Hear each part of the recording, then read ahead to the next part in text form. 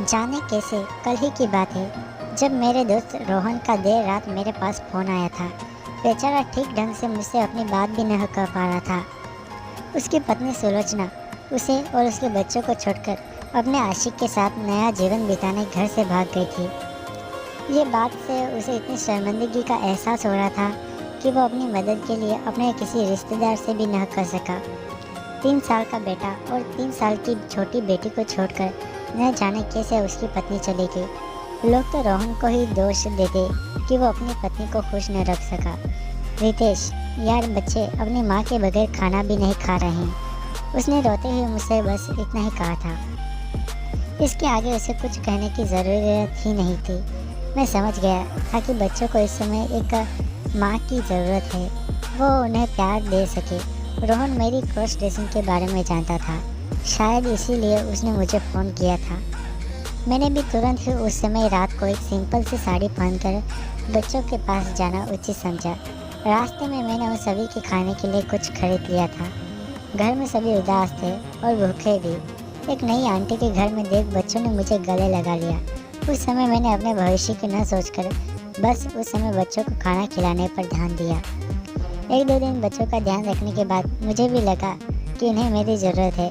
तभी तो मैं उनकी आंटी बनकर रुक गया और करीब 1 हफ्ते बाद न जाने कब कैसे मैं उनकी आंटी से माँ बन गई। पता भी न चला। शायद मम्मी, ये शब्द पहले नितीक्षा बेटी ने कहे थे। वो शब्द सुनकर मैं भाव विभोर हो गई थी। शायद इसलिए तो उन्हें छोड़कर वापस अपने लड़के वाले ज़िंदगी में जाने का तब ख्याल ही कहीं पीछे छूट गया था। कभी मैंने सोचा भी नहीं था कि मुझे मम्मी होने का सुख मिलेगा। दोनों बच्चों के प्यार के सहारे मैं भी उन्हें खूब प्यार देती। उनका कितना अच्छा लगता था जब वो मेरे पास आकर मेरी साड़ी का पल्लू खींचकर मुझसे कुछ मांगते और मैं भी उन्हें प्यार से अपनी गोद में बिठा लेती। बच्चों के साथ रहते रहते मैं दिल और दिमाग से पूरी तरह से माँ बन चुकी थी।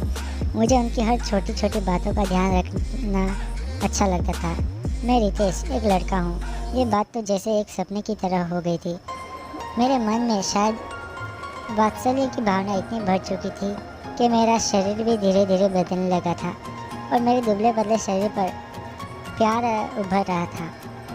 अपने प्यारे से बच्चों को अपने गोद में सुलाने में अलग ही सुख मिलता था मुझे। इतने समय में सुलोचना 3-4 महीनों में एक बार अपने बच्चों को देखने आ जाती थी। ऐसा न था कि उसे बच्चों की याद आ रही थी या उसके दिल में उनके लिए तड़प उठती थी, बस फॉर्मेलिटी के लिए आती थी। जब आती तब मुझे ताना देती कि मैं एक औरत नहीं हूँ और मैं उससे कुछ न कहती, क्योंकि मेरे बच्चे जब उसकी आंखों के सामने मुझे मम्मी मम्मी कहकर मुझसे लिपट पड़ते तो उनकी आंखें जलन से भर उठती थी। शायद लगभग 1 साल हो गया था जब सुलोचना का आशिक भी उसे छोड़ चुका था। शायद इसीलिए वो धीरे धीरे फिर से रोहन और बच्चों की ज़िंदगी में वापस आना चाहती थी, पर फिर भी उसके व्यवहार में कोई बदलाव न आया। वो हर 2 महीने में घर में कुछ घंटों के लिए आती, पर उसे कोई पसंद न करता था, चाहे वो मुझे भी जो भी कहे। पर अब मैं शरीर से भी लगभग बच्चों की माँ बन चुकी थी। मेरा प्यार बढ़ गया था। 2 सालों में मेरे बाल भी इतने बढ़ गए थे कि अब मुझे विग की ज़रूरत नहीं थी। अब तो साड़ी ब्लाउज को छोड़कर कुछ और पहनना मुझे असहज लगता था। कभी कभी नितीक्षा की जिद पर मैं सलवार सूट पहन लेती थी, फिर भी साड़ी मेरा पसंदीदा था। ऐसे ही अपना घर छोड़ने के लगभग 3 साल बाद आज सुलोचना हमारे घर आई थी और आकर उसने मुझसे कहा कि वो मुझसे बच्चों और रोहन को छीन कर रहेगी। उसने और न जाने क्या क्या बात कही, जैसे उसने पहले ही शक था कि रोहन और मेरे बीच पहले से ही कुछ चक्कर था। उसकी बात सुनकर मैं भड़क गई थी, क्योंकि रोहन और मेरे बीच कभी भी कोई भी संबंध नहीं था। उसके अंदर साथ रहते रहते दुनिया की नज़र में अब उसकी पत्नी बन चुकी थी। हम दोनों एक पति पत्नी की तरह घर की शॉपिंग और अन्य काम करते थे। बस कभी कभी ऑफिस जाने के बाद पहले वो मुझे गले लगाते थे या फिर कभी कभी सोते समय, पर फिर भी हम दोनों के बीच वैसा कुछ भी नहीं था। इसलिए मैंने उससे गुस्से में कह दिया कि वो चाहे कितनी भी कोशिश कर ले, मैं अपने बच्चों और अपने पति को छोड़ूंगी नहीं। हाँ, ये बच्चे मेरे ही तो हैं। इन बच्चों की माँ होने के नाते उनके पिता की पत्नी भी मैं हूँ। शायद मुझे गुस्से में सुनकर मेरे बच्चे भी अपने कमरे में बाहर आ गए और अपनी मम्मी का सहारा बनने के लिए उनकी कमर से लिपट कर खड़े हो गए। मेरे इस रूप को देखकर सुलोचना तुरंत ही उल्टे पैर घर से बाहर निकल गई और शायद उसे समझ आ गया था कि अपने घर को टूटने न दूंगी। उसने तो बच्चों को सिर्फ जन्म दिया था, पर मैं उसकी असली माँ हूँ। रात में जब रितेश घर आए तो खाना खाने के बाद हम दोनों अपने कमरे में सोने आ गए। लगता है आज सुलोचना घर आई थी। उन्होंने मुझे कमरे में मेरा हाथ पकड़कर कहा। मैंने कहा हाँ, मगर आपको कैसे पता चला? मैंने सर झुकाकर पूछा। क्योंकि आज तुम्हारा खुश चेहरा उदास दिख रहा है। वो जब भी आती है तब ऐसा ही होता है। उन्होंने मेरे चेहरे को उठाकर कहा। मैं कुछ देर चुप रही, फिर उनसे कहा, सुनिए। हाँ बोलो रितु, मैं आपकी पत्नी हूँ ना?